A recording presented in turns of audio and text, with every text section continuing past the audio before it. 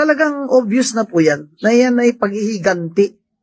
Itong mga Marcos ay mapaghiganti o vindictive. At itong si Speaker Romualdez ay kasama po dyan bilang pinsan niya. She is part of the Marcos dynasty. Kaya ganyan po.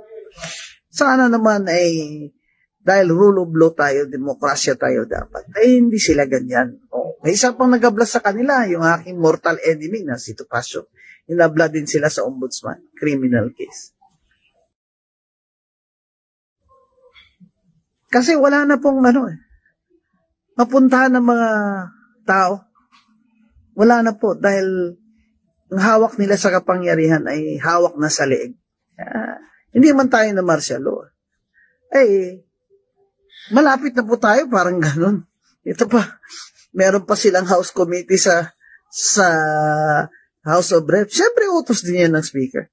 Na lahat ng mga pro-Duterte na mga vloggers ay narco-vloggers daw. Hirap talaga ng buhay ngayon sa Pilipinas. Anong sinasabi ng iba? This is a failed democracy.